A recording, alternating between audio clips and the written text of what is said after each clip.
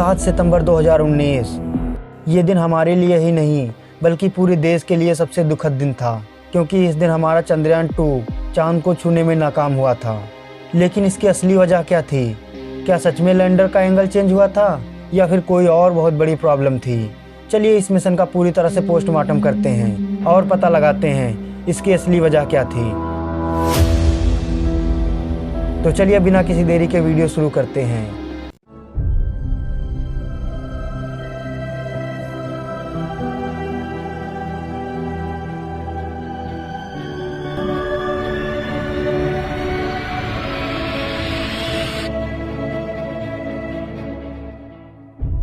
बाईस जुलाई 2019। इस दिन आंध्र प्रदेश के सतीश धवन स्पेस सेंटर में तैयारी जोरों शोरों से चल रही थी। LVM-3M1 रॉकेट को तैयार किया जा रहा है, क्योंकि इसे भारत को चांद पे ले जाने की जिम्मेदारी है। सारी तैयारी होने के बाद दोपहर के 2:43 पर हमारा चंद्रयान 2 चांद को छूने के लिए निकल पड़ता है। रॉकेट ने अपने सारे पड़ाव बड़ी जिम्मेदारी से पार किए और पृथ्वी की लो अर्थ ऑर्बिट में चक्कर लगाने लगा। अब वहां से LVM रॉकेट ने ऑर्बिटर और लैंडर को अलविदा कह दिया। अब काम था हमारे मिशन को पृथ्वी की ग्रेविटेशनल फोर्स का इस्तेमाल करके उसके रास्ते पर आगे बढ़ाना। मिशन की पूरी तरह से जांच करने के बाद हमारा चंद्रयान मिशन चांद को छूने का अरमान लेकर निकल पड़ा और 20 अगस्त 2019 को चांद की ऑर्बिट में पहुंच गया। अब ऑर्बिटर लैंडर से तो अलग हो गया और इसरो के वैज्ञानिकों को अपने सलामत होने की जानकारी देने लगा। अब हमारे वैज्ञानिक लैंडर की सेफ लैंडिंग कराने की तैयारी करने लगे और सारी तैयारी होने के बाद 7 सितंबर 2019 को इसकी लैंडिंग कराने का निर्णय लिया गया। 7 सितंबर को इसरो के सेंटर में सुबह बहुत चहल पहल मची होती है। वहां के सारे वैज्ञानिक चांद पर लैंडर की लैंडिंग कराने की तैयारी पूरी कर चुके होते हैं। लैंडर और ऑर्बिटर में सारा डेटा प्रोग्राम हो चुका था। लैंडर का चांद पर लैंडिंग कराने का समय शाम को तय किया गया। पूरा दिन लैंडर को चांद के करीब लाया गया।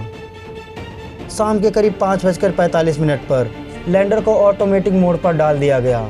अब पूरा काम लैंडर और ऑर्बिटर का बचा था और इसरो के वैज्ञानिक लैंडर को चांद पर लैंडिंग कराने लगे।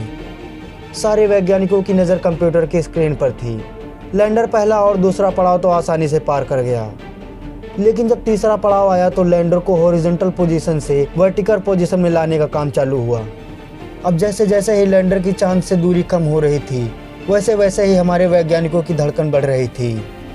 लेकिन जब लैंडर की चांद से 2100 मीटर दूरी बची तो लैंडर को 45 डिग्री एंगल पर घुमाना था, लेकिन किसी कारण से लैंडर 410 डिग्री एंगल पर घूम गया और हमारे वैज्ञानिकों का लैंडर से संपर्क टूट गया।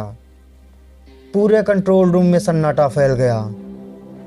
हमारे वैज्ञानिकों को कुछ भी समझ नहीं आ रहा था। क्या हो गया? कुछ समय पहले तक तो सब ठीक था, लेकिन पता नहीं पल भर में क्या हो गया। जब लैंडर की पूरी तरह से जांच हुई तो पता चला ये गलती लैंडर के सॉफ्टवेयर में एक ग्लिच आने के कारण हुई थी, जिसकी वजह से हमारा लैंडर से कम्युनिकेशन टूट गया और हमारा चंद्रयान 2 मिशन पूरी तरह से फेल हो गया। लेकिन देखा जाए तो हमारा चंद्रयान 2 पूरी तरह से फेल नहीं हुआ था, बल्कि हमारा लैंडर पूरी तरह से फेल हुआ था।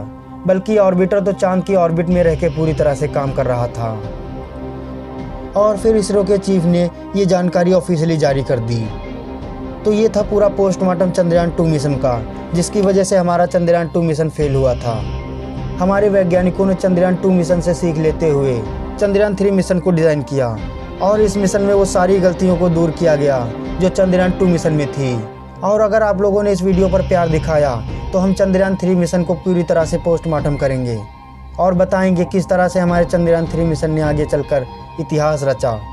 तो अगर आपको हमारी मेहनत और वीडियो पसंद आई हो तो वीडियो को एक लाइक करके चैनल को सब्सक्राइब कर लें। वीडियो देखने के लिए बहुत बहुत धन्यवाद।